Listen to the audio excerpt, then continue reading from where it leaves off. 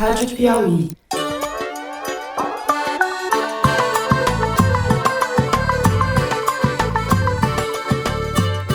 Olá, sejam muito bem-vindos ao Foro de Teresina, o podcast de política da revista Piauí.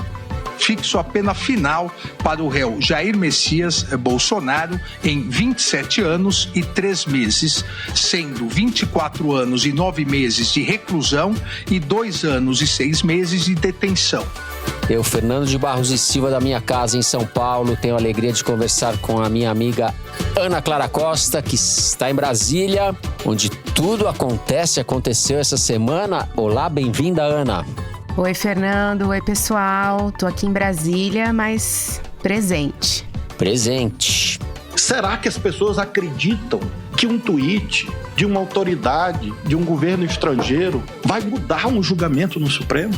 E com o meu amigo Celso Rocha de Barros, no Estúdio Rastro, no Rio de Janeiro. Diga lá, casca de bala. Fala aí, Fernando. Estamos aí, mais uma sexta-feira. Eu acolho a preliminar de violação à garantia constitucional do contraditório e da ampla defesa e reconheço a ocorrência de cerceamento. Mais uma sexta-feira e, sem mais delongas, vamos então ao assuntão da semana. A primeira turma do Supremo Tribunal Federal condenou Jair Bolsonaro a 27 anos e 3 meses de prisão por 5 crimes. Entre eles, a tentativa de golpe de Estado, formação de organização criminosa armada e tentativa de abolição violenta do Estado Democrático de Direito. O placar foi de 4 votos a 1. Votaram pela condenação o relator Alexandre de Moraes, Carmen Lúcia, Flávio Dino e Cristiano Zanin. O ministro Luiz Fux absolveu Bolsonaro de todos os crimes, discrepando de maneira bizarra de seus pares. A gente vai falar disso. Além de Bolsonaro, foram condenados o general Braga Neto, 26 anos de prisão, o ex-ministro da Justiça Anderson Torres e o ex-comandante da Marinha Almir Garnier, ambos a 24 anos de prisão, o general Augusto Heleno, 21 anos de prisão, o general Paulo Sérgio Nogueira, 19 anos de prisão, o ex-diretor da ABIN Alexandre Ramagem, 16 anos, 1 mês e 15 dias de prisão, e o ex-ajudante de ordens Mauro Cid, o réu delator, condenado a 2 anos em regime aberto. É a primeira vez na história do Brasil que um ex-presidente da República é condenado por tentativa de golpe de Estado. O mesmo vale para militares da mais alta patente envolvidos na trama golpista. A gente vai falar do resultado desse julgamento histórico no primeiro bloco e no segundo vamos tratar mais especificamente do voto de Luiz Fux, que protagonizou provavelmente o momento mais infame do STF desde a redemocratização. Esperava-se que ele fosse divergir de Moraes e tudo bem. Não se esperava que ele fosse votar para que o processo fosse anulado e absolvesse Bolsonaro de todos os crimes. Fux fez um voto político, interminável, em muitos momentos incompreensível, fracionando fatos e episódios da escalada golpista de modo a torná-los irreconhecíveis ou anódinos. Foi um voto para desmoralizar o Supremo e lançar uma boia de salvação aos golpistas. A gente vai falar das motivações desse voto e da obra medonha perpetrada por Fux. Por fim, no terceiro bloco, nosso assunto vai ser o projeto de anistia no Congresso e sua relação com o julgamento do Supremo. Numa semana histórica, é bom não esquecer que o governador de São Paulo foi ao ato pela impunidade de Bolsonaro no dia 7 de setembro e falou ao microfone que ninguém aguenta mais a tirania de Alexandre de Moraes. Se ele fosse um vendedor de popcorn, não seria tão grave, mas ele é o governador de São Paulo, além de virtual candidato à presidência da República. Ontem, Tarcísio criticou o que chamou de sentença injusta e disse a Bolsonaro: "Força, presidente, seguiremos ao seu lado." Nós por aqui aguardamos para ver se o governador vai ser solidário e quanto no dia da visita. É isso, vem com a gente!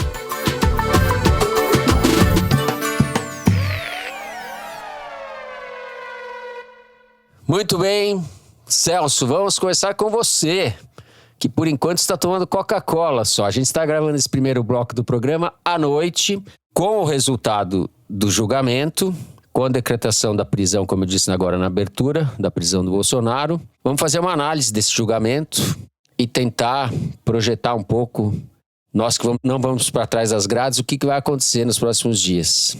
Diga lá. Então, Fernando, antes de fazer qualquer análise, eu queria só falar a frase em voz alta. Jair Bolsonaro vai em cana. Bolsonaro vai ser preso. Vai passar 27, sei lá quantos anos na cadeia. 24. 24, tá bom. 24, porque dos 27, Tem razão, 3 meses. Tem razão. Tá bom já, né? Vou deixar passar esses 3 anos aí já.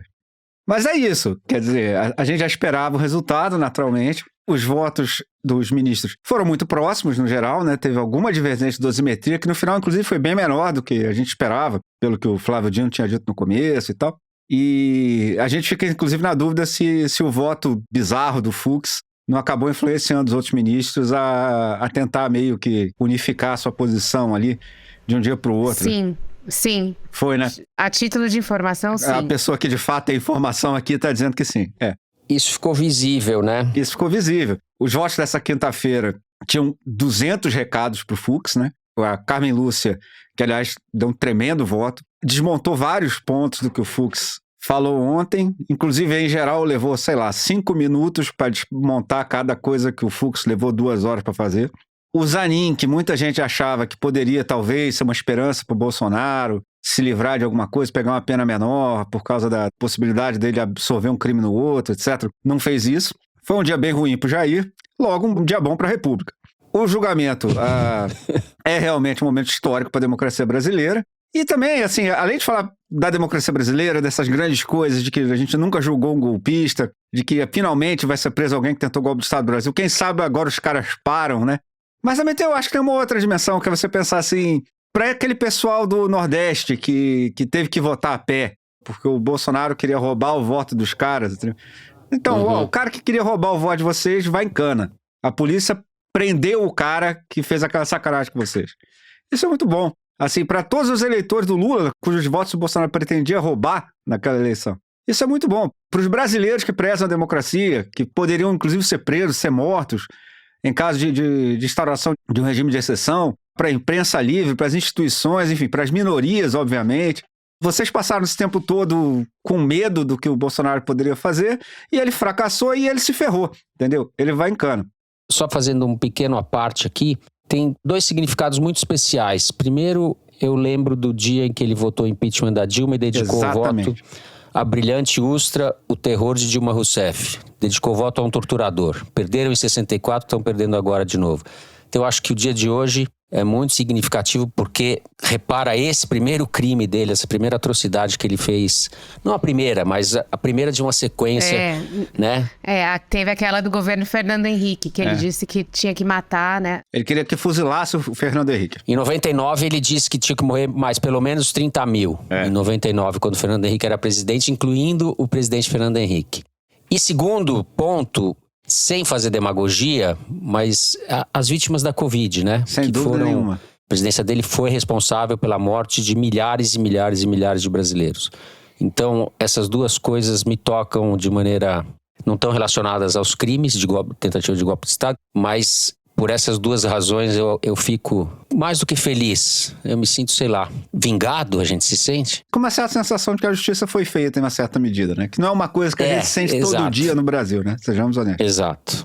Se você perdeu um ente querido na pandemia por falta de vacina, o Brasil não foi capaz de julgar o Bolsonaro por isso. O Brasil vai ficar te devendo essa. Mas você tem o direito de comemorar que o cara vai pra cadeia de qualquer jeito. E é sempre bom lembrar que boa parte dessa investigação do golpe começou porque ele mandou o Mauro Cid falsificar o cartão de vacina. Bem lembrado. Boa parte não. Essa só existe por causa disso. Exatamente. Porque com a questão da adulteração do cartão de vacina, a CGU deflagrou uma operação, a CGU. E aí, nessa operação, pegaram o celular do Cid, que foi quando tudo começou. Então, você vê como o ciclo se fecha. Exato. Eu achei isso uma certa justiça poética. Eu acho que se você perdeu um ente querido na pandemia, não tem como trazer ele de volta. Mas alguma justiça eu acho que você pode achar que foi feita, entendeu? O cara vai passar na cadeia o tempo que ele passaria se ele tivesse sido julgado por isso. E é bom que se diga que não foi julgado por isso, porque o Congresso é ladrão e porque o Augusto Aras, o PGR, não fazia o trabalho dele. Tinha que ter o processo do Aras. Isso é uma coisa que seria muito urgente para a República Brasileira. Prevaricador geral da República. Mas enfim, a gente não pode querer tudo no mesmo dia e hoje já teve bastante coisa, certo? Bom, já começaram naturalmente as especulações sobre o futuro político do bolsonarismo, né? Bolsonaro, enfim, se Deus quiser, a gente só vai ouvir a voz do Bolsonaro agora quando ele passar trote do sequestro falso pra gente dentro do presídio, sabe? Aqueles caras que ligam pra você, entendeu? Mas, enfim, esse movimento aí, porcaria que ele inventou, deve continuar existindo, porque, enfim, o mundo é assim. Alguns pontos desse julgamento eu gostaria que se refletissem na história desse movimento do Bolsonaro. Por exemplo, o Fux, que perdeu tudo, né? Ele tinha falado isso no voto dele, e enquanto os ministros que de fato prestaram atenção no processo estavam lá decidindo a dosimetria e tal, ele resolveu voltar a falar que o mensalão, sim, foi um atentado à democracia. Eu quero saber a opinião do Valdemar sobre isso. O Valdemar, pela lógica do Fux, está nos 2 golpes de Estado, né, cara? Porque ele estava no mensalão e estava hoje. Então eu queria saber qual a opinião do Fux sobre o PL. Exato. O PL, que é liderado pelo Valdemar, que estava no mensalão, é uma organização terrorista, alguma coisa? Eu gostaria de que ele desenvolvesse esse raciocínio. Valdemar, foi você que disse agora há pouco, antes da gente gravar. Valdemar Exato. já disse agora que o Fux é um bom candidato ao Senado, Ao não é Senado, isso? pelo amor de Deus. Ele não perde uma oportunidade para fazer negócio, Valdemar. Cara, se você imaginar, Darcy Ribeiro já foi senador pelo Rio de Janeiro, né? Enfim, fazer o quê? Mas enfim, sem me alongar demais, o que eu acho que a gente tem que prestar atenção agora? Bom, ainda falta alguns passos para prisão. Eu tenho certeza que o Bolsonaro vai tentar avacalhar esses dias do jeito que ele puder. Ele vai inventar problemas. Ele tem uma questão de saúde que ele vai resolver domingo, sabe-se lá se ele vai tentar meter um atestado, sabe-se lá se ele vai fugir, sabe o que ele vai fazer. Mas eu tenho certeza que ele vai causar alguma bagunça antes do dia da prisão. Vamos torcer para que tudo corra bem, mas eu acho que a gente não deve esperar nenhum bom comportamento do Jair a essa altura do campeonato. E, naturalmente, a gente sabe que o governo Trump vai reagir, né? Eles já fizeram uns tweets mal educados aí. Já tá reagindo. Mas pelo menos por enquanto eles não reagiram sob a forma de mais sanções, nem nada desse tipo. Cara, pode um monte de coisa dar errado, a gente não sabe como é que vai ser essa coisa do Trump, mas assim, é impossível não ver essa prisão como uma vitória da democracia brasileira. Imensa vitória. A democracia brasileira mostrou que tem dentes, entendeu? Que assim, se você vier de sacanagem pra cima dela, você tá ferrado. Que é a característica de uma república que não consegue se defender, necessariamente vai cair. Então eu achei um momento muito importante da história brasileira e não vou mentir pra ninguém que não fiquei muito feliz com isso, né? Muito bom. Ana, eu quero te ouvir agora, você que estava assistindo até há pouco o julgamento lá no plenário do STF, observar 2 coisas. Primeiro, a presença do Luiz Roberto Barroso, do presidente do STF, no final da sessão, a presença do Gilmar Mendes, que é o decano da turma, e as homenagens que o Flávio Dino fez a todos, inclusive ao decano Celso de Mello. Todos esses fatos convergindo para a ideia de reforçar a institucionalidade do Supremo e já reagir, por exemplo, aos ataques que virão não só dos bolsonaristas, como do Donald Trump, dos bolsonaristas da América do Norte. Esse acho um ponto importante, não sei se você concorda comigo. Quando você menciona, Fernando, a presença do Gilmar e do Barroso, houve de fato uma intenção dos ministros de mostrar unidade depois do voto divergente do Luiz Fux, que aconteceu na quarta-feira. Então, a presença do Gilmar, que não é considerado muito próximo do Fux, né? E do Barroso, que é o presidente do Supremo, é uma forma de mostrar que setores ali, digamos, majoritários da corte estão chancelando a decisão da primeira turma. É uma forma indireta de mostrar, né? Uma forma simbólica de mostrar o apoio do Supremo a essa decisão da primeira turma, o que deixa o Fux, cujo voto a gente vai falar sobre no próximo bloco, bastante isolado dentro dessa minoria indicada pelo Bolsonaro. E quando o Barroso chega no plenário, porque quando o Gilmar chegou muito antes, o Gilmar sentou no auditório, né? Ele não sentou junto com os ministros nas suas respectivas mesas ali, ele sentou no auditório. Quando o Barroso chegou, mais pro final do julgamento, só realmente para ouvir a dosimetria, ele se sentou no auditório e foi chamado para se sentar ao lado do presidente da primeira turma, que é o Cristiano Zanin. Então, o Barroso estava sentado na tribuna junto com os outros ministros. Então, tinha uma imagem ali, a presença dele compunha uma fotografia, que é o que o Supremo deseja mostrar depois de um voto no dia anterior em que o próprio Supremo foi atacado. O Fux mencionou que o Supremo se excedeu. O Fux disse que o Alexandre era um juiz inquisidor. Então, essa movimentação foi totalmente proposital. Uma coisa que foi proposital também, eles fazerem o possível para terminar hoje. Terminar hoje, quinta-feira. Hoje, quinta-feira, porque a previsão era que se terminasse os votos hoje, na quinta, dia em que gravamos, e a dosimetria fosse divulgada na sexta-feira. Só que eles consideraram um desrespeito tão grande o longuíssimo voto do ministro Fux na quarta-feira, que foi das 9 da manhã até quase meia-noite, com pessoas ali, né, ministros ali, alguns dos quais com mais de 60 anos. E um voto dificílimo de se compreender, né? Sim. Nem ele sabia direito o que ele estava lendo. Ele trocou o crime que absorvia o outro. Ele escreveu errado no coisa e hoje estava botando culpa no estagiário. Né? Estava dizendo que era erro de digitação. Exato. E discrepando completamente da clareza dos outros votos, né? Começar pelo voto do Alexandre de Moraes. Dos outros todos, né? O Flávio Dino, que tem a melhor retórica, talvez. A questão foi assim, eles consideraram... Você poderia divergir e ter o seu voto sem passar 15 horas votando. Eles consideraram realmente um desrespeito esse tempo, né, que ele passou. Então a ideia era ser muito objetivo hoje para tentar finalizar hoje, inclusive com a dosimetria, entendeu? Então tinha também essa intenção. Outra coisa que me chamou a atenção, Ana, é a diferença da pena do Mauro Cid para os demais. A primeira turma reforçou o Instituto da Delação, né? O Mauro Cid pegou 2 anos em regime aberto. Isso está evidentemente ligado à delação. Discrepa muito das demais penas. Isso me chamou a atenção também. E se você vê que o próprio Alexandre de Moraes, quando começa a falar sobre isso, ele reforça que o Mauro Cid era um delator irracível quase. Era um delator difícil, né? Eles reconhecem, inclusive, né? Foi delatando a contragosto e a conta-gotas. Exato. Mas ele omitiu muita coisa, mas ele não mentiu, eles disseram. Enfim, há controvérsia aqui e ali, mas sim, no geral não mentiu. E mesmo que a contragosto, o que foi apreendido com ele, mesmo que ele não tenha revelado, mas conseguiram resgatar, foi extremamente importante para a investigação, como o caso do vídeo que foi gravado em 2022 da reunião ministerial, em que o Bolsonaro diz que eles precisam fazer alguma coisa antes da eleição, que é um vídeo fundamental, com a participação dos comandantes das forças e tal. Então, assim, houve ali uma vontade do relator, no caso, de passar um sinal para, enfim, casos futuros de que a delação vale a pena, né? Ela vale a pena se você tem o que apresentar. Se dependesse do Fux, ele seria o culpado. O mordomo, como disseram algumas pessoas, seria o responsável pelo crime, né?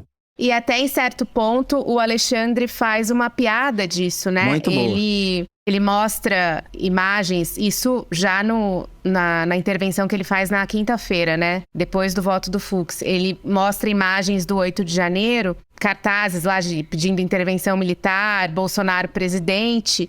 E aí ele fala, e não tá escrito Mauro Cid presidente, né? Ele tá fazendo claramente uma alusão ao Fux, que na verdade penaliza o Mauro Cid no voto dele por ele ter feito a delação. Exatamente. Isso foi no momento em que ele fez uma parte ao voto da Carmen Lúcia e mostrou imagens não só do 8 de janeiro, mas dos acampamentos. Exato. E é importante dizer também sobre essa parte que foi uma jogada ensaiada, porque como no dia anterior o voto do Fux tinha, de certa forma, colocado em xeque a imparcialidade do Supremo e do Alexandre de Moraes em julgar esse caso, eles fizeram uma jogada combinada para que tanto o Alexandre quanto os outros ministros falassem durante o voto da Carmen e depois durante o voto do Cristiano Zanin. E aí, até era uma coisa que quebrava o protocolo de certa forma, o Alexandre de Moraes chegou a exibir, durante essa parte que ele fez, o vídeo da fala do Jair Bolsonaro no 7 de setembro de 2021,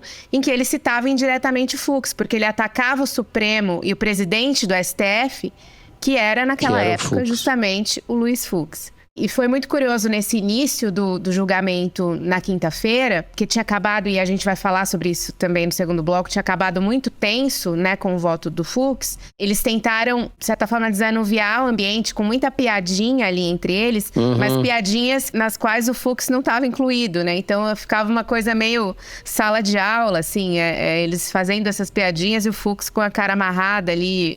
Ele estava visivelmente constrangido, ainda bem. E o Alexandre de Moraes também fala uma frase que alude, de certa forma, ao Fux, que o 8 de janeiro não foi um passeio na Disney, foi uma tentativa de golpe de Estado. Eu gostei muito disso. Porque existe esse falatório, né, que, aliás, vale dizer que o Fux jamais confirmou, mas de que ele queria ir para os Estados Unidos e para a Disney em breve, etc., e não queria que tivesse problemas, né? E lembrando, os nossos ouvintes já sabem, mas lembrando que o Fux, além dos 2 ministros nomeados pelo Bolsonaro, o André Mendonça e o Cássio Nunes, o Fux é o único que não teve seu visto revogado, né? Exato. O Alexandre de Moraes está sofrendo as sanções da Lei Magnitsky e os demais ministros, com exceção desses 3, não podem entrar em território americano. Exato. Mas isso é porque desde março o Fux vem apresentando uma visão divergente, né? Ele estava convergindo com a turma durante centenas de votos, mas a partir de março algo mudou. Inclusive em uma das manifestações na Paulista ele foi enaltecido, né? Enfim, a partir daí tem alguma coisa que se transformou ali e culminou nesse voto de quarta-feira.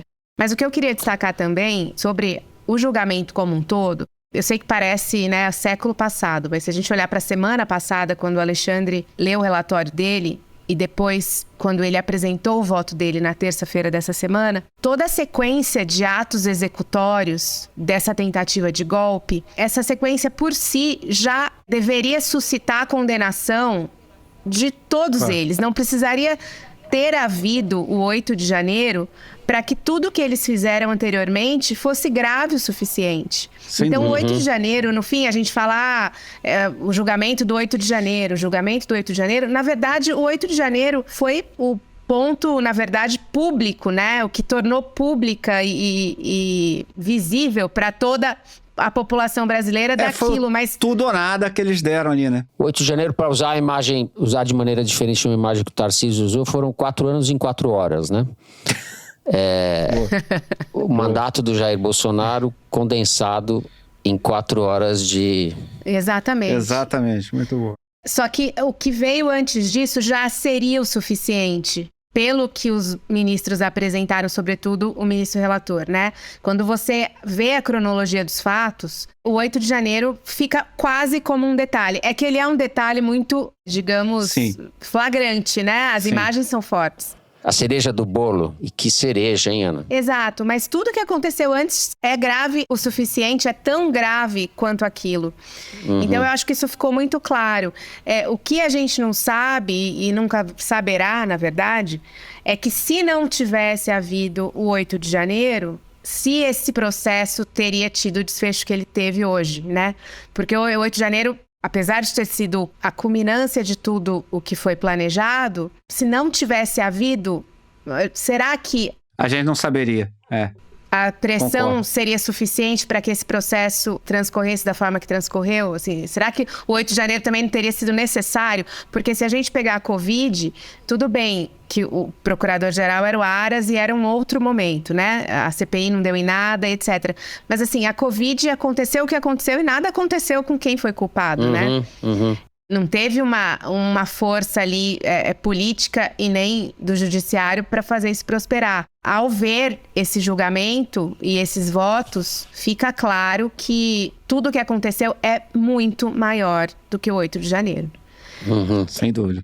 Perfeito. E no caso da CPI da Covid, isso é um parêntese do parêntese, né? Mas eu acho que ela não deu em nada, mas ela ajudou muito a organizar o que aconteceu. Ela trouxe pra gente os contratos recusados de vacina que permitiram aos epidemiologistas rodarem modelo estatístico para calcular quanta gente o Jair matou por falta de vacina.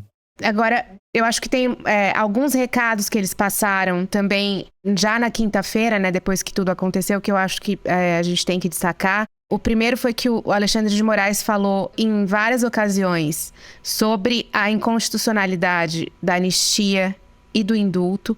Ele fala isso, sobretudo quando ele fala do Cid, porque ele fala que no caso do Cid não caberia perdão judicial e por isso eles estavam dando a pena de 2 anos em regime aberto para o Cid, porque não cabe perdão, porque para esse tipo de crime não cabe anistia nem cabe indulto. Nem indulto dado pelo presidente, nem anistia concedida pelo Congresso. Foram essas as palavras do Alexandre, que é uma clara mensagem para os nossos deputados, que também a gente vai falar sobre isso no terceiro bloco, que querem aproveitar esse momento para tentar empurrar a anistia no Congresso. Um outro recado que ele deu, ele falou sobre a questão da soberania do Brasil, né? E muita gente entendeu isso como indireta para o Fux, né? Ele disse que nessa corte não há interferência de nenhum país estrangeiro na Corte Nacional, que os ministros, na verdade, não devem se sentir intimidados por nenhum outro país, uma clara referência indireta ao Fux. E ele também deu um recado para as Forças Armadas, né? Porque essa raiva do Supremo foi cevada ali ao longo do governo Bolsonaro, penetrou muito nas Forças Armadas, né? E o Alexandre de Moraes faz uma menção, né, falando sobre a admiração que ele tem pelas Forças Armadas. O Flávio Dino também. O Flávio Dino fez um discurso no final. Muito bonito. O discurso foi especialmente feliz. Ele falou das instituições, fez essa separação entre as pessoas e as instituições e falou que a judicialização excessiva, a judicialização da política não é uma boa coisa.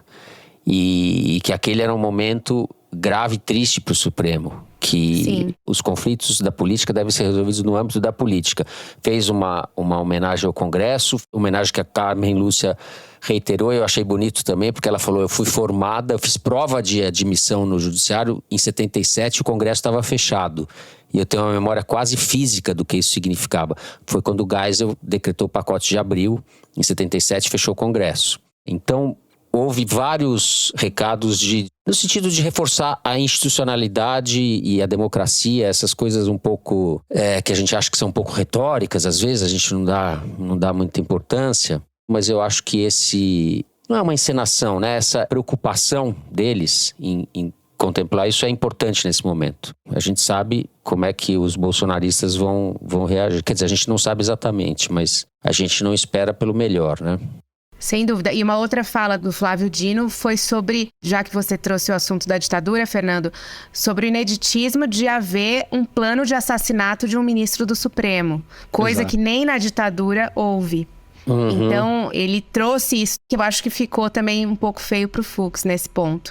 Agora, só voltando um pouco nessa menção que o Alexandre de Moraes faz às Forças Armadas, ele faz uma menção nominal ao brigadeiro Damasceno, da Força Aérea Brasileira, ao almirante Olsen, da Marinha, e ao general Tomás, do Exército, dizendo que eles colaboraram muito com as investigações e que, enfim, eles foram muito importantes para o desfecho que a gente teve hoje, né, que é a condenação de, inclusive, alguns generais. E a gente tem que lembrar, né, e a gente já falou isso no foro algumas vezes, né, que houve um momento em que eles precisaram, né, dos depoimentos do Freire Gomes e do Batista Júnior para compor a investigação, e a gente se questionava, né, por que o Freire Gomes não é réu, né, depois de tudo que ele fez. E aí entra um pouco essa costura das Forças Armadas para poupar o Freire Gomes ali dentro de todo o processo, que é uma coisa difícil de engolir, né, que depois de tudo ele tenha sido poupado, mas que de fato ele foi útil, né, para a investigação, para chancelar muitas das coisas ditas pelo Mauro Cid. Uhum.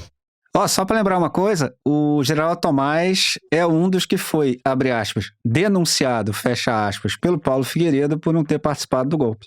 Ah, então. Agora, só para conectar também com o terceiro bloco que a gente vai falar sobre a anistia, principalmente no voto do Alexandre, ele fala ostensivamente sobre a descredibilização das urnas, né? Como isso foi importante para eles conseguirem envenenar a população, enfim, toda a militância bolsonarista. Ele se detém muito no ponto das urnas, né? E eles, no caso a PGR, né, sobretudo, que não denunciou o Valdemar Costa Neto, eles não estão condenando, óbvio, porque o cara não é réu, o Valdemar Costa Neto, que foi o cara que assinou um documento junto ao TSE, pedindo ao TSE a anulação de 48% das urnas do segundo turno. Se tem alguém que tem o nome, tem a prova ali, né, do que fez, é o Valdemar Costa Neto. E ele não se tornou nem sequer réu. E eu acho que isso é uma coisa que a gente vai lembrar, porque ele está articulando a anistia junto com todo o PL, né? É um cara que, no próprio voto do Alexandre, o Alexandre não faz uma menção específica ao Valdemar Costa Neto, mas ele menciona em vários momentos tudo o que ele fez, não dando nome a ele. Talvez o judiciário que o poupou, porque foi poupado mesmo, se arrependa a partir das próximas semanas. Concordo com você. Quando eu falo que eles vão se arrepender, o que eu tô querendo dizer é: o Valdemar vai dar trabalho pro Supremo com essa questão da anistia, com o que o PL pretende fazer com a anistia a partir da condenação do Bolsonaro. Valdemar tá no lucro total, aquele que o Roberto Jefferson lá no escândalo do Mensalão chamava de galo mutuca. Mutuca é o galo que foge da briga. Isso eu tô falando de uma coisa de 2006, os ouvintes me perdoem, que eu estou recuando no tempo quase 2 décadas. Eu acho que assim, a única coisa que eu lamento dessa história toda é o núcleo político do golpe ter sido poupado. Aquele pessoal todo da reunião lá de 30 de novembro de 2022, o Valdemar, esses caras todos. Porque esses caras, justamente, você vai dizer, não vão punir eles para pacificar. São eles que estão mantendo o conflito ativo, né? Sim, exatamente. Eu mencionei esse arco político que vai do voto do Bolsonaro pelo impeachment da Dilma até o dia de ontem, hoje, pra gente que tá gravando. Existe outro arco que diz respeito aos militares, que é a intervenção militar no Rio, decretada pelo Temer em 2018, logo depois do Carnaval. O interventor era o general Braga Neto, até o dia de ontem também. Então, em relação ao poder militar também, ou à conduta dos militares, a gente tem uma historinha boa para se contar. Ascensão e queda de Braga Neto, né? E realmente é um capítulo importante para o Brasil, e a gente lembrar que os militares até hoje, ou até ontem, comemoram 31 de março como a grande data para o país. Isso continuou sendo feito ao longo dos governos do Lula, da Dilma, etc, etc. Então, é bem relevante que os generais tenham sido condenados, e o Garnier, né, que é almirante. Sem dúvida. Certo, Celso? É isso mesmo. Esse é a principal dimensão histórica da coisa, né? Assim, se essa condenação persistisse, né, um idiota do Centrão for lá para fazer uma maracutaia de curto prazo ou uma ladroagemzinha cujas consequências maiores ele não entende, não melar o resultado desse julgamento, o efeito pedagógico é muito grande, né? Porque o próximo cara que pensar em dar um golpe de Estado vai lembrar dos caras que estão na cadeia, né? O salto civilizacional que isso pode ser para o Brasil é muito grande. Sobre essa questão do Braga Neto, acho que só um detalhe que não passou despercebido. O Braga Neto foi um dos únicos, né? Foi Braga Neto e o Cid, né? Foi a segunda condenação do Fux, né? Pela abolição do Estado.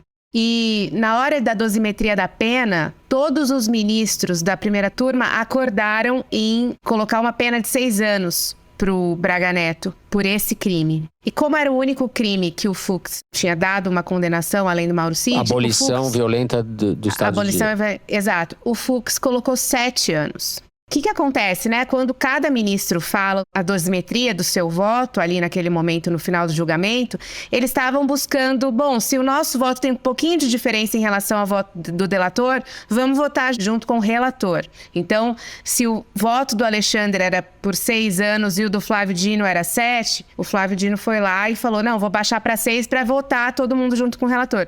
O Fux, que foi o único voto dele com uma condenação minimamente expressiva, disse que não ia votar junto com o relator, que ia manter os 7 anos. Então, até nesse detalhezinho da condenação do Braga Neto, que ele poderia ter arredondado para 6 anos para seguir a turma, ele disse que não ia fazer isso, que ia manter os 7 anos. Então, assim, eu acho que por aí você já vê a dimensão histórica do que vai ficar. É um sujeito mesquinho, né? Um sujeito pequeno. Foi patético ou pateta até o fim. Exato. Ana, então, para a gente arrematar esse primeiro bloco rapidinho, os próximos passos. Quais recursos cabem aos condenados e quando é que o Jair vai trocar a tornozeleira pela cana, como diz o Celso? O único recurso cabível, nesse caso, é o embargo de declaração. Porque o embargo infringente, quando você tem um placar de 4-1 em prol de uma condenação, o embargo infringente acaba não sendo possível, né? O que é possível é o embargo de declaração, que é uma discussão, na verdade, que não é o mérito da condenação, é só uma discussão sobre dúvidas em relação à condenação. Então, O infringente seria. o infringente você consegue fazer alguma mudança, o embargo de declaração muito difícil. Acho que a gente já falou disso no foro. Por infringente teria que ter 2 votos divergentes, né? 2 Exato. votos contra... Pelo menos, né? no mínimo 2, no caso. E bem divergentes, né? Bem divergentes. Então, há a expectativa de que eles entrem com pedido de embargo de declaração, mas que isso não tem o potencial de mudar o destino de ninguém ali. E, a partir disso, existe até a possibilidade de, como existe esse consenso, de antecipar o trânsito em julgado e daí a expectativa de que a prisão ocorra num período curto. Mas tudo isso vai acontecer a partir do momento que os ministros publicarem o acórdão da decisão, que ainda não foi publicado. Então, é isso. A coisa deve acontecer de uma forma meio rápida. Muito bem.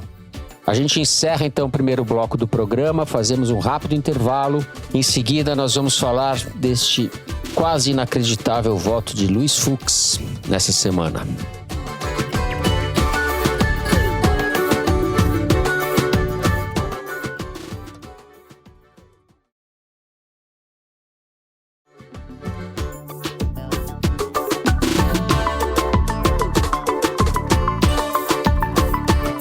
Muito bem, Celso, vamos começar com você. E eu acho que temos que começar pelo voto, à sua maneira, histórico de Luiz Fux, né? Cara, assim, os argumentos do Fux se despediram dos fatos logo no começo do seu voto e nunca mais sequer mandaram lembranças, entendeu? Não há resquício. Se mandar uma perícia policial lá para eles acharem rastros de vínculo com a realidade ou de conexão lógica nos argumentos do Fux, você não vai achar. É absolutamente bizarro, é absolutamente subprofissional, um negócio completamente constrangedor. Ele ia citando um monte de autores que não tinham nada a ver com o que ele estava falando, cara. Inclusive autores que claramente acham o contrário do que ele estava dizendo. E a citação do Fux era sempre um negócio genérico, seguido de uma besteira em particular, entendeu? Então ele dizia assim, Hans Kelsen dizia, para condenar só com prova. E aí ele dizia, logo o Almirante Garnier não fez nada. Pelo amor de Deus, cara, entendeu? Sim. Então, assim, foi um negócio realmente do ponto de vista intelectual, do ponto de vista de olhar para uma pessoa de quem se espera uma performance de alto nível, colapsando, entendeu? Desmoronando na frente de todo mundo. Então foi um constrangedor e até dava uma certa pena. Mas a pena passava quando você prestava atenção e você notava que não era só isso que estava acontecendo ali. Você via que o Fux sabia exatamente o que ele estava fazendo. O voto dele foi claramente uma entrevista de emprego para alguma coisa que a gente não sabe o que é. A gente não sabe se foi uma entrevista para pedir visto na Embaixada Americana. A gente não sabe se foi um pedido de demissão no STF da Constituição de 88. Uma entrevista de emprego para um novo STF castrado que a extrema-direita quer implementar. A gente não sabe se foi uma entrevista de emprego para ser ministro da Justiça do Tarcísio, mas ele claramente não estava falando para os seus pares no Supremo Tribunal, ele estava falando para a Câmara, para alguém. No começo do voto do Fux, você ainda tinha alguma esperança de que ele ia se ater aos princípios mínimos da dedução lógica, porque ele começa com uma discussão sobre o foro, sobre a questão de votar no plenário ou na turma.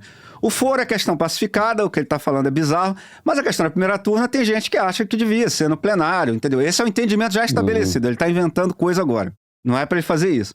Mas, enfim, é uma discussão legítima, enfim. Ele Sim, pode muita fazer gente acha que no plenário seria mais adequado. Eu estou entre essas pessoas, mas isso não era naquele momento que isso teria que ser. Isso já tinha sido decidido. Exatamente. Isso já tinha sido pacificado. Exatamente. Bom, eu imagino que quando o Fux ganha uma discussão, ele espera que os caras que perderam sigam a decisão da maioria, certo? E ele não fez isso. Agora, daí em diante, cara, realmente não tem nada o que fazer com o voto dele, cara. Nem parece um documento jurídico. Eu sugiro que o ouvinte contraste o voto do Fux com a defesa do Bolsonaro, feita pelo Celso Villar. A defesa do Bolsonaro, a gente já discutiu aqui, o que o cara tá falando é mentira, mas como é que não vai ser mentira, né, cara? Você tem que dizer que o Jair é inocente, como é que você vai fazer isso? Mas é um negócio construído de maneira profissional por um cara formado em direito, que sabe mais ou menos onde é que ele pode tentar alguma coisa, na delação do Cid, é na questão do foro, alguma outra coisa assim, é tentando procurar pequenas lacunas na cadeia de evidências, enfim, coisa de advogado profissional. O que o Fux fez é completamente diferente. Eu até escrevi um artigo para a Folha chamado Fux Mentiu, daí vocês já deduzem que eu não gostei muito do voto, mas é assim, eu escrevi isso em cima da hora e teve um negócio muito importante que eu perdi. Eu acho que a chave para entender a argumentação vagabunda do Fux nesse voto é o que ele diz sobre a acusação de organização criminosa. Perfeito. Porque quando ele recusa a história da organização criminosa, aí ele sai quebrando cada episódio, como se fosse só um episódio isolado. Vai atomizando tudo, como se nada fizesse sentido com nada. Exatamente. E aí vai parecendo que isso aqui é só uma maluquice, isso aqui foi só o Mauricio que fez, aquilo ali foi só a Débora do Batom que fez, enfim. Agora, o argumento dele para se livrar da acusação de organização criminosa é uma vergonha, cara. Então ele basicamente tem duas linhas de argumentação. A primeira é a questão de ausência de crimes indeterminados. O que quer dizer isso? Para você dizer que está tendo uma organização criminosa, você tem que dizer assim, olha, não é só que esses 5 caras aqui para cometer um crime específico foram lá e cometeram. Então, assim, isso aí é os dois cometendo o mesmo crime. Para ser uma organização criminosa, tem que ter uma certa estabilidade da organização para cometer crimes no futuro, para cometer crimes que o cara ainda não sabe. Então, por exemplo, o Comando Vermelho. O Comando Vermelho trafica cocaína, cobra proteção em favelas, essas coisas. Mas, assim, ele é uma organização que se presta a ganhar dinheiro de várias coisas. A gente viu que o PCC tá mexendo com fintech, enfim. Então, assim, a organização existe e sai procurando crimes futuros, né? E ele diz que isso não tem. Ele diz que, na pior das hipóteses, os caras estavam se juntando só para cometer aquele golpe de Estado. Então, não pode ser considerado organização criminosa. Bom, além desse negócio de crimes indeterminados, porque a organização do Bolsonaro, evidentemente, foi formada para dar um golpe de Estado e assumir o governo. Essa organização criminosa do Bolsonaro, se tivesse dado certo o golpe, seria o partido governante do Brasil. Seriam os caras que controlariam as Forças Armadas, o Congresso, a imprensa, etc. Então, eles tinham, evidentemente, a intenção de cometer crimes futuros, entendeu? Não só a abolição do Estado de Direito, mas eles iam censurar a imprensa, eles iam fechar o Congresso, eles iam matar opositores, eles iam cometer todos esses crimes que a gente sabe que ditadura comete. Então, é bizarro o Fux dizer que não tinha intenção de cometer crimes indeterminados. É grotesco, não tem nenhuma possibilidade de você tratar a lei sobre isso como um documento escrito em português e interpretar do jeito que o Fux interpretou. E o outro argumento dele sobre essa história de organização criminosa é que ele diz assim, não, tem uma majoração para quando tem arma de fogo. E eles, olha só, ninguém usou arma de fogo. Aí a primeira mutreta dele é como ele já quebrou tudo em episódios individuais, ele vai dizer, olha só, o cara propôs o golpe pro ministro do Exército, não tem arma de fogo, enfim. Ele vai fazendo essa sacanagem do começo ao fim, que é tudo mutreta. Agora, evidentemente tem arma de fogo. Os Kid Pretos iam matar o Alexandre de Moraes, o Lula e o Alckmin com o quê? Entendeu? Fazendo cafuné com muita raiva em cima dos caras, entendeu? Pelo amor de Deus. Assim, como disse alguém, é porque punhal não é arma de fogo, né? Punhal verde e amarelo. Exato. E as pessoas que durante meses ficaram acampadas em frente aos quartéis do Exército, que são locais de segurança máxima, que não pode acampar e que isso foi permitido pelas Forças Armadas e foi permitido pelo presidente. Nesses lugares, as pessoas não estão lá para rezar, como disse o Flávio Dino. Elas até podem rezar, mas ali é um lugar que você tem arma. Exatamente. Né? Tanto que foram encontradas essas armas, inclusive, nesses acampamentos. Houve um atentado à bomba. Exatamente. Que foi parido por pessoas desses acampamentos. Atentado à bomba e um dos envolvidos era funcionário do gabinete da Damares, não é isso? Exatamente. Não, e estavam no acampamento, sem querer interromper demais o Celso. Não. E o Fux faz questão de, no voto dele, trazer os acampamentos e falar que eles eram perfeitamente legítimos. Totalmente. E que não tinham mesmo que tirar os caras de lá. Ele chega a fazer essa argumentação desnecessária. Não, nesse ponto ele realmente manda as favas dos escrúpulos da consciência, como dizia Jabas Passarinho, entendeu? Porque ele diz assim, não, autoritário seria o Bolsonaro tirar os acampamentos dali. Cara, ninguém pediu pra ele tirar eles na porrada. Todo mundo tava pedindo pro Bolsonaro ir lá e dizer pros caras, eu perdi a eleição foi limpa. E os caras mesmos iam embora. Mas o Fux dá a entender que quando você diz que ele devia acabar com os acampamentos, seria sentar a porrada nos acampamentos. Obviamente não é isso. E, evidentemente, pra quem que o Bolsonaro propôs o golpe? Não foi pro cara do Itamaraty, pro ministro da Pesca, entendeu? Foi pras Forças Armadas, entendeu? Então, basicamente, ele pegou os caras que têm arma e falou, vamos cometer um crime. O que nos traz a outro ponto do Fux, que é absolutamente enlouquecido, que é quando ele diz assim, não, mas ficou tudo no momento preparatório. Os caras não chegaram a tentar. O critério para você saber se ficou no preparatório ou não é qual é a distância entre o que os criminosos fizeram e o que eles queriam conseguir. A distância é um monossílabo, não, que foi dito pelos comandantes do Exército da Aeronáutica. Se o Fux acha que essa distância é grande demais, cara, o que ele acha que seria suficiente? Entendeu? Ele basicamente está propondo a abolição do crime de tentativa de golpe de Estado. Ele basicamente está querendo dizer que golpe de Estado só é crime se der certo. E aí aquela velha história. E aí como é que você processa, né? Enfim. É tudo muito ruim, não é só que está errado. Um cara pode estar errado argumentando bem, ele pode ter cometido um equívoco. Mas isso aqui, evidentemente, foi feito sem nenhum cuidado. Só para dar mais um exemplo. Podia ficar horas aqui falando sobre isso. Ele vai e fala que não tinha crimes indeterminados, certo? Ninguém estava pensando em crimes futuros. Mas aí, cara, é difícil de acreditar que alguém teve a coragem de pau de fazer isso. Ele absolve o Garnier, o almirante da Marinha, que, segundo os seus colegas do Exército da Aeronáutica, aceitou dar o golpe. E olha só que maravilha que o nosso amigo Luiz Fux vai dizer. Ele disse que o que aconteceu é que ele estava em 2 reuniões, e ele disse, essa conduta, ainda que se admitisse ter efetivamente ocorrido, não preenche as elementares dos tipos penais dos artigos aí, vai lá, golpe de Estado, etc. Correspondendo apenas, em tese, à sua disposição em participar de um evento criminoso futuro e incerto. Número 1, evento criminoso futuro e incerto é crime indeterminado. Então pronto, Fux, lê o final do seu voto e muda o começo. Mas, em segundo lugar, o crime não é tão futuro assim não, meu amigo. Se os outros 2 tivessem dito sim, o crime era amanhã. Então, cara, é muito inacreditável o quão ruim é isso. Sim. Se você ouvir alguém falando que o voto do Fux for ruim, você deve estar pensando, isso pode ser um exagero. Eu te garanto que é pior do que você imagina, entendeu? Nunca teve um negócio desse no Supremo e Marco Aurélio de Mello já foi ministro do Supremo. Agora, um troço que eu acho que a gente tem que comentar. Em um determinado momento, o Fux começa uma digressão sobre a democracia. Ele começa a falar, a democracia é muito importante, tal, não sei o que. E ele vai encaminhando a discussão para dizer que o Brasil não é uma democracia tão boa assim e que, no fundo, isso tudo é perseguição política. E, cara, o nível de distorção e de desonestidade na utilização dos autores, porque esses, ao contrário dos jurídicos, eu conheço, é gritante, entendeu? Se você mostrar isso para qualquer um desses autores que ele está citando, o cara vai chorar e vai querer bater no Fux. Porque, por exemplo, na matéria da The Economist, ele diz assim, a The Economist publicou uma matéria feita por um freelancer. Porque tem isso que você falou que é importante, que nenhuma reportagem, nenhuma matéria da Economist tem assinatura. Exatamente. Né?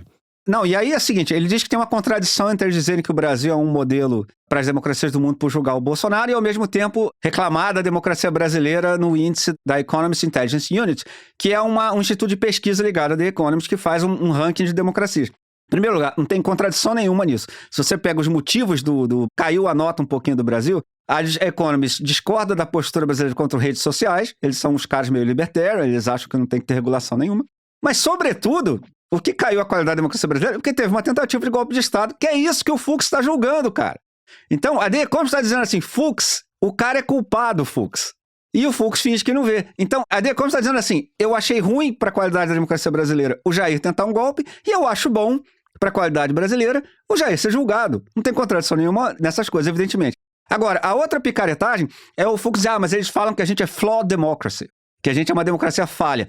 É a mesma categoria dos Estados Unidos, cara. É a mesma categoria de Israel. As democracias full no ranking da The Economist Intelligence Unit são Canadá, Suécia, assim, uns países excepcionalmente estáveis, quase tudo país muito rico, com algumas honrosas exceções como Costa Rica e Uruguai. Mas quase tudo é Europa do Norte, a Austrália, Nova Zelândia, Japão, essas coisas. Então, assim, a maioria das democracias do mundo é flawed, do ponto de vista do Instituto, o que, aliás, faz sentido. Alguém aqui acha que a democracia brasileira é da mesma qualidade que a da Suécia? Pô, tá certo. Então, o Fux está tentando dizer que a democracia brasileira é muito ruim comparada às outras, mas não, assim, a gente só está abaixo de uma categoria que tem Suécia, Canadá, aqueles caras lá, e estamos junto com os Estados Unidos e Israel. Ele também faz uma outra picaretagem, que é pegar a discussão da Freedom House, que é um outro instituto que estuda a democracia, e aí ele só bota uma citação nada a ver lá, que não é sobre o Brasil, porque ele usa um relatório chamado Nations in Transit, que é só sobre países, se não me engano, só sobre países ex-comunistas, Europa Oriental e países asiáticos. Agora, o que ele poderia ter feito é pegar o índice geral da Freedom House, onde o Brasil é claramente classificado como uma sociedade livre.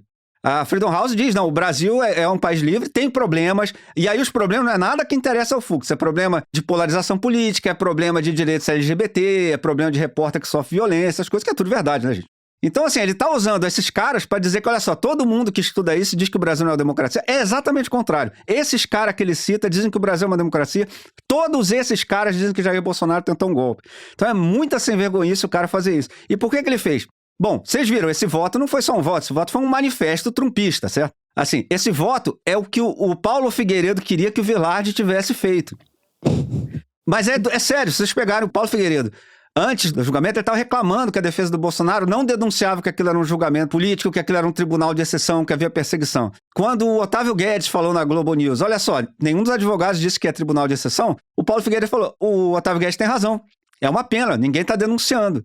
Claro, porque esses advogados são advogados, são profissionais do direito. Então sobrou pro Fux falar aquilo que o Paulo Figueiredo queria que fosse dito. Se você levantar a peruca do Fux enquanto ele tá lendo voto, tá o Paulo Figueiredo em cima da cabeça dele, embaixo da peruca, ditando pra ele o que ele tem que dizer, entendeu? Eu imaginei aqui. Inclusive, a gente estava conversando aí desde o dia do voto, que havia vários trechos que claramente destoavam dos próprios votos dele, não só no entendimento, mas no frases que destoavam. Não, a posicionamento ideológico. O voto do Fux de ontem Exato. é um voto de direita muito radical. É um voto que, para livrar o Bolsonaro, vai puxar mensalão. Pô, você vai puxar isso contra o Alexandre de Moraes? Quem indicou o Alexandre de Moraes foi o Temer, cara. Aí é um voto que fica puxando um monte de assunto que é meio meme de direita. Então, basicamente, assim, o voto do Fux foi uma vergonha.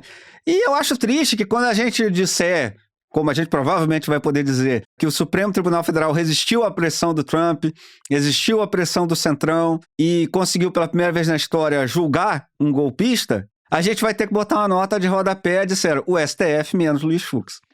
Sim. Ana, você está em Brasília, você está aí, você acompanhou de perto esse momento constrangedor do Fux, o comportamento dos outros juízes, enfim, queria que você falasse um pouco o que você viu, o que você apurou. Bom, queria começar um pouco pela imagem do julgamento, né? O Fux, desde o primeiro dia do julgamento essa semana, que foi na terça-feira, desempenhou um papel, digamos, de tensionamento dentro da corte. Então, quando o Flávio Dino, no primeiro dia de julgamento essa semana, que foi na terça-feira, dia 9, faz uma colocação em cima do voto do Alexandre de Moraes, uma colocação que o Alexandre de Moraes permitiu que ele fizesse, né? Ele pediu essa autorização para fazer e fez. O Fux entrou nessa manifestação do Dino com um tom bem acima ali do que estava sendo colocado, porque eles estavam conversando ali numa dinâmica até bem amigável.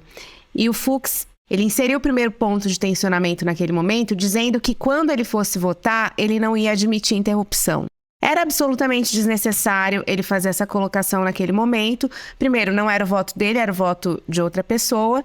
Então, a partir do momento que ele faz essa colocação lá no Supremo, ele já tensionou, entendeu? Uma situação que estava aparentemente amigável, ali pelo menos nas câmeras, né? E dentro do ambiente em que eu estava, mudou.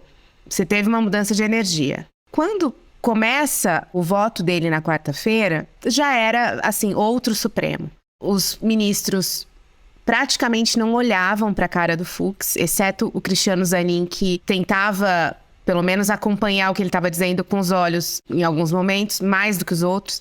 O Alexandre de Moraes nem olhava, ficava o dia inteiro no computador ou no celular, Carmen Lúcia, Flávio Dino.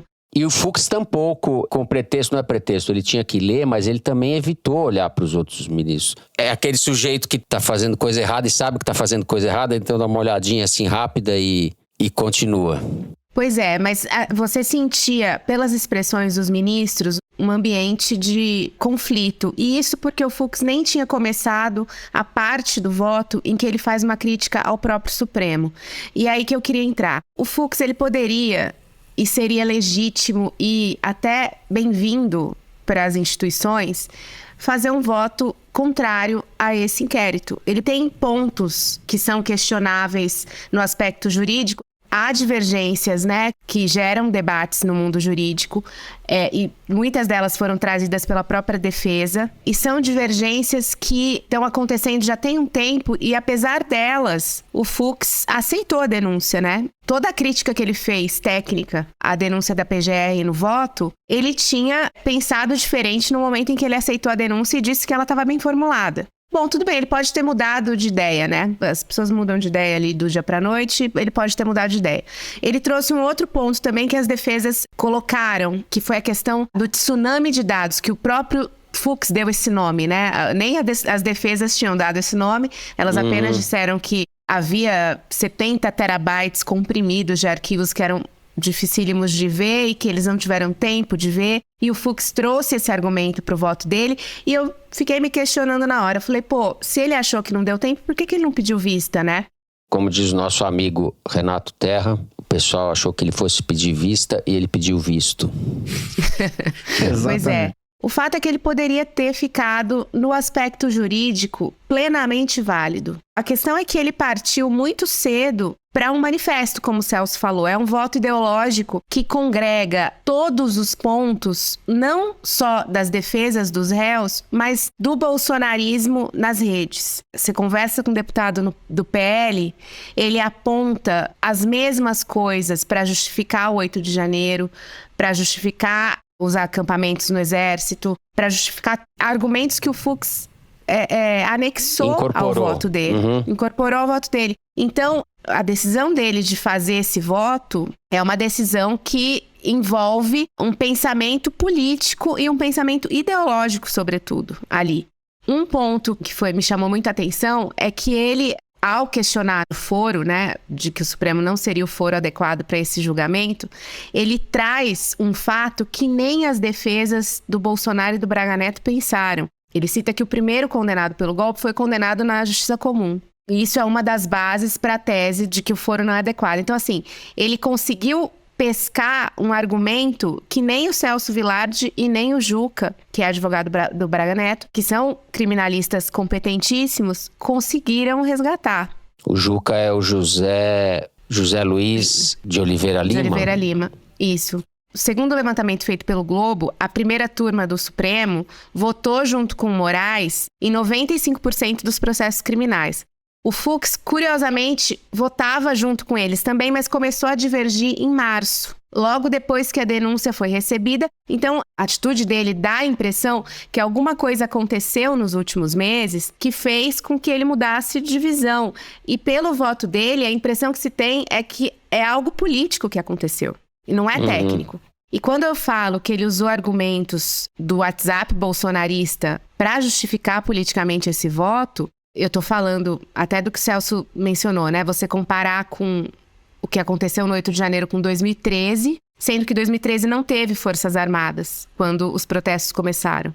Ele comparou até com ocupações no MST, no voto dele.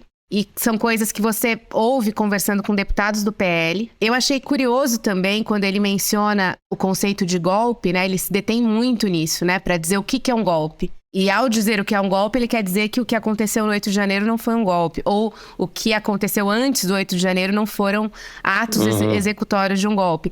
E aí, poxa, ele é um jurista, né? Um juiz. Foi um juiz antes de se tornar Há controvérsia se ele é jurista. Bom, de formação ele é um jurista. Ele tem seus 70 anos ali ou quase. É um guardião dos guardiões da Constituição, ou seja, ele entende a formação daquela Constituição e é sobre ela que ele toma as decisões dele. E na hora que ele fala sobre o conceito de golpe, eu achei muito curioso que ele recorre a teóricos americanos para dizer o que é golpe. Um cara que tem essa idade, essa formação, e quando eu falo em idade, vocês vão falar que eu tô sendo detalhista, não é por isso. É porque tendo essa idade significa que ele não viveu, não trabalhava, óbvio, durante o golpe militar, mas nasceu no contexto de um ambiente não democrático e se tornou advogado dentro de um ambiente não democrático.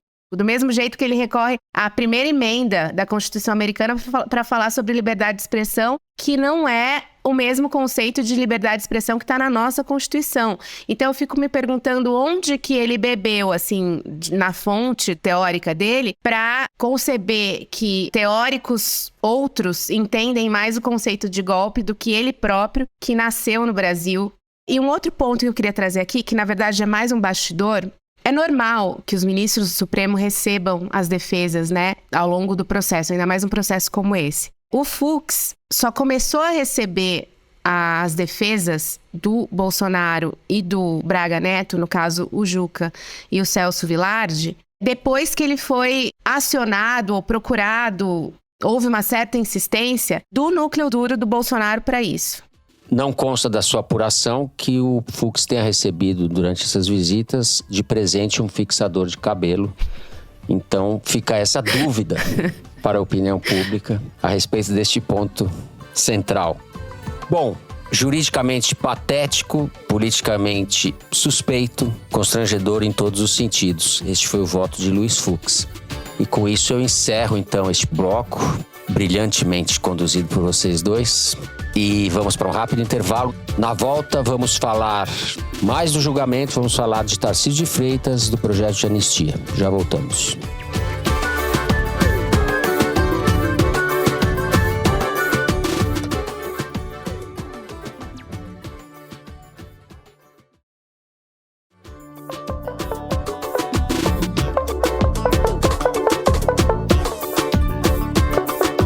Muito bem, estamos de volta. Ana Clara, vamos começar com você. E para dar continuidade, a semana foi tão intensa e a coisa do Fux foi tão desconcertante que a gente quase esqueceu, mas não esqueceu, que o Tarcísio falou que no domingo, no evento lá dos patriotas com 203 aspas de cada lado, que a tirania do Alexandre de Moraes tinha que acabar, né? Você tem apuração juntando esse movimento pela anistia, movimento no Congresso e a participação do Tarcísio com o voto do Ilustríssimo. Vamos lá. Bom, vamos lá. Pegando o gancho do Tarcísio, Fernando, conversando com algumas pessoas do PL e ligadas ao Bolsonaro nesses últimos dias, esse movimento do Tarcísio de radicalização do discurso foi calculado pelo seguinte. Quando eu falo que foi calculado, não quer dizer que ele não pense tudo aquilo, tá? Vamos deixar bem claro. Obviamente, ele deve pensar tudo aquilo, mas o timing desse discurso no 7 de setembro é o seguinte. Como o objetivo dele é ter o apoio do Bolsonaro, né, para ser o candidato do bolsonarismo, etc., e ele precisa mostrar que ele defende essas bandeiras que ele considera hoje importantes, o Bolsonaro, ele fazer essa sinalização antes da condenação era importante, porque se ele esperasse o Bolsonaro ser condenado para depois atacar o Alexandre de Moraes, para depois fazer essa defesa tão vocal da anistia, poderia soar como oportunista para o bolsonarismo. Então, agora que o Bolsonaro está preso e você não fez nada contra isso, não fez nada, agora você está dizendo que o Alexandre de Moraes está errado, que ele é um tirano, etc. Então, assim, ele já é visto como um traidor pelo bolsonarismo. Se ele esperasse a condenação para mostrar essa cara, ficaria mais difícil de convencer essa franja mais radical do próprio radicalismo dele, entendeu? Então, a decisão do timing do 7 de setembro foi essa. Precisava ser antes da condenação. Essa coisa do Tarcísio não é trivial, né? Teve gente falando que ele rasgou a fantasia do democrata e tal. Ele não rasgou nenhuma fantasia porque ele não tinha essa fantasia.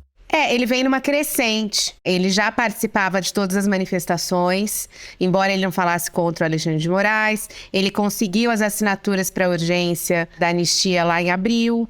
Ele fez o que ele fez no Tarifaço. Então, ele vem construindo esse novo Tarcísio, ou esse Tarcísio, digamos, sem a roupa fora de do moderado, armário. já tem um tempo. Agora culminou em tirar a fantasia total, mas ele já vinha tirando já faz tempo, entendeu?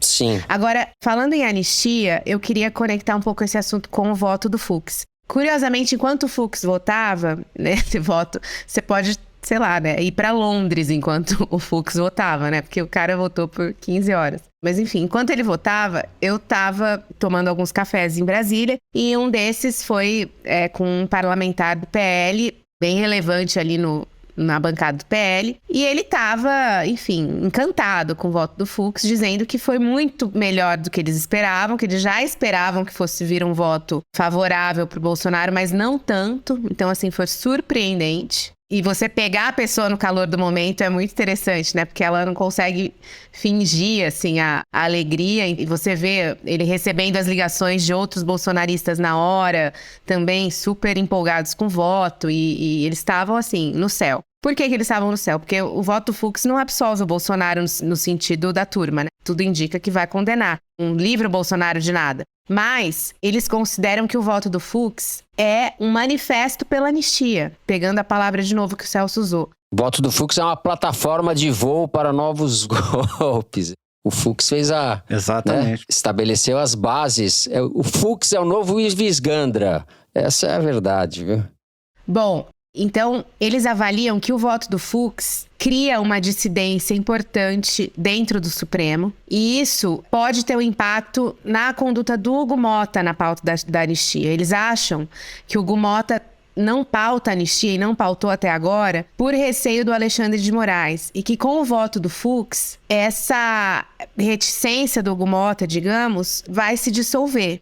Por outro lado, o governo, porque eu também encontrei com pessoas do governo ontem, há uma preocupação muito grande com o voto do Fux, não necessariamente pela questão da anistia, por fortalecer a ideia da anistia, mas porque eles consideram esse voto um instrumento jurídico para os Estados Unidos usarem contra o Brasil. Então, Claro.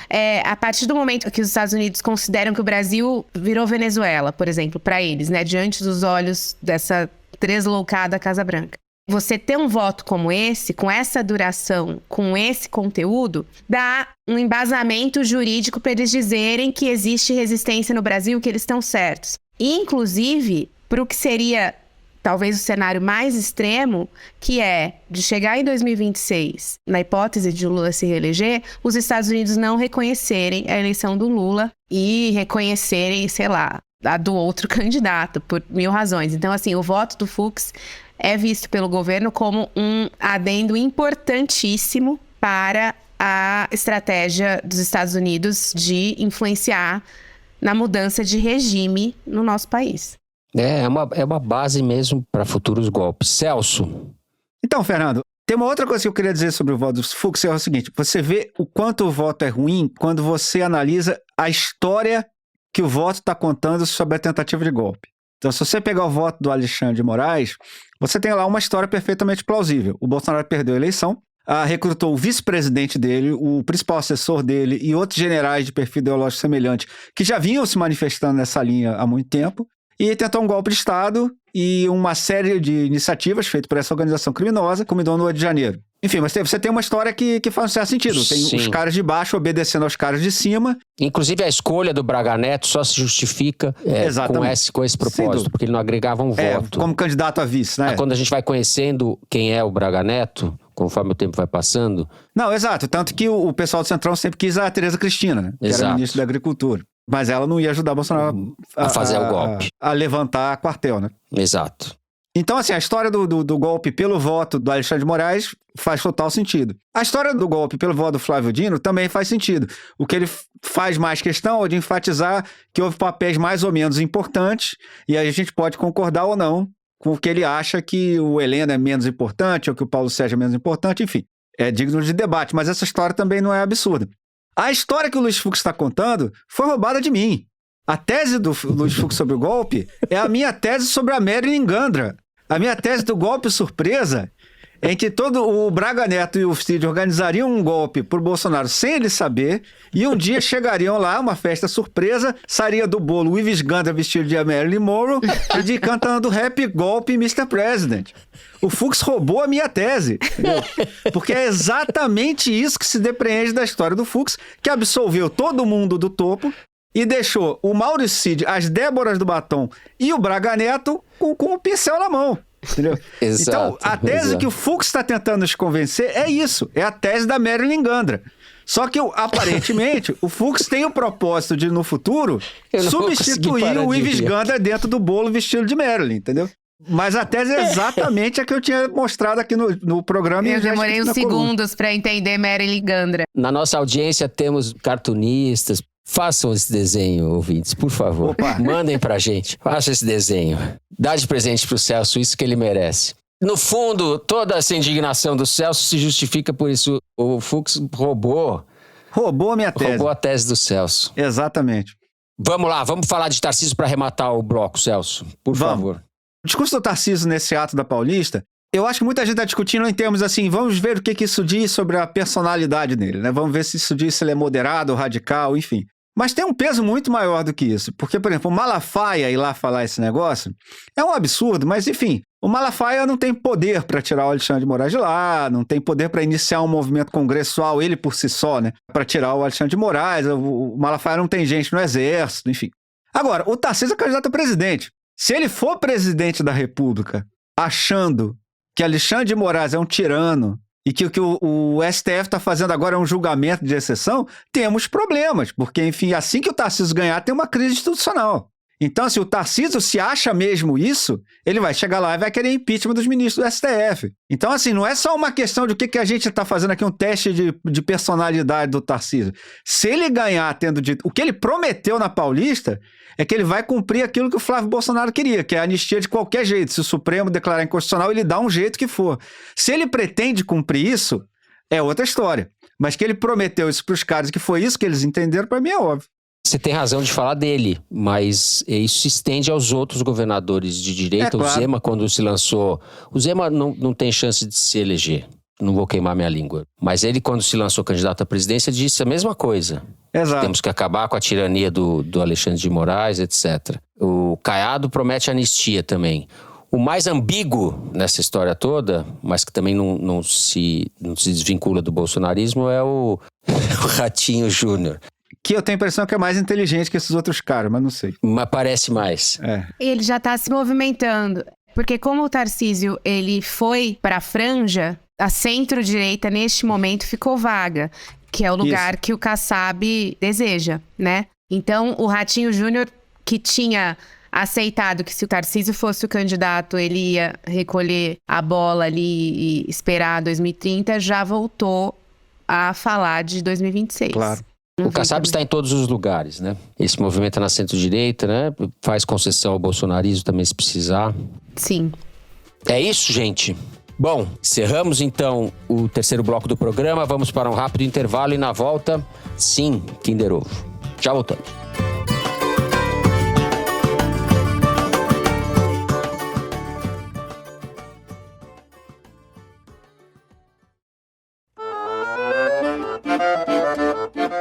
Muito bem, estamos de volta. Mari Faria, seu momento de me humilhar. Vamos lá, solta aí o Kinder Ovo. E eu sempre falo que a vontade do Senhor, Pai, ela é boa, ela é perfeita e agradável, Pai. Visita, Pai, é o meu irmão Jair Bolsonaro, aquele soluço, Pai. Visita, Pai, a vida dele, Pai. Toca na carne, no osso, um espírito de renovo ali, Pai, para que ele possa ter um sono reparador e levar paz naquele coração, Pai. É uma voz que eu conheço. Não é lá o senador, esqueci, o senador do Espírito Santo, não é, né? O Magno Malta, Fernando, que você quis dizer? É, o Magno Malta que eu falei.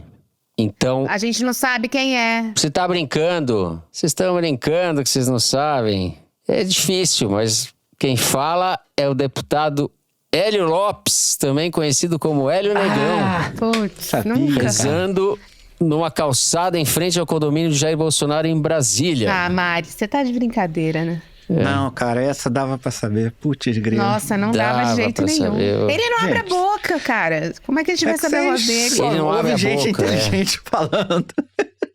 Como é que vocês querem ganhar o Kinder Ovo? Pô, fico assistindo, sei lá, Roda Viva. Tem que ver essas tranqueiras. O Adnei que falava, né? Eu não sou racista, tá aqui o Hélio Negão que tá do meu lado. Derrota coletiva. Encerramos o Kinder Ovo. Vamos então para o melhor momento do programa, o Correio Elegante, o momento das cartinhas, o momento de vocês. Eu começo então com a mensagem do Arthur Moraes, de Olinda, Pernambuco. Celso, rindo demais, imaginando Ives Gandra saindo do bolo, fantasiado do policial do Village People, dançando também é bom. MCA e fazendo uma surpresa para Bolsonaro. Fiquem com essa imagem cômica. Caramba, muito boa. Isso aí. Valeu, Arthur. Ó, a gente fez uma homenagem a você no programa sem saber. A gente não sabia dessa carta. A Mari reserva várias surpresas pra gente. Ela é um bolo atrás do outro aqui. A Fernanda Raquel Tomás postou: ouvir o foro ao final de cada semana é uma experiência sempre impagável e que já compõe o meu mínimo existencial. Vocês são meu vonal de toda sexta-feira. Chegam como alívio para a náusea que acompanha as notícias da semana inteira. Beleza, o foro é o vonal, Fernanda. Vonal. Quero saber se é vonal de 4 miligramas ou de 8. Gostei dessa. Muito legal, Fernanda. Obrigada. Valeu, Fernanda. O Ale Bastos mandou o seguinte: somos um casal e moramos em Ilhabela, São Paulo. Escutamos o foro semanalmente, mas temos nossos desencontros de compromisso versus tempo livre. Na última semana, não me contive e escutei o episódio sozinho. Pô, Aí não, né, Ale? Em uma conversa, ela disse que quase fez isso, mas ficou me esperando. Então, diante disso, estou precisando encher o meu cantil. E peço que leiam meu depoimento ao vivo, demonstrando meu amor por Juliane, Ben e Yara. Yara, que é a nossa caçula, que está sendo gerada na barriga da mãe.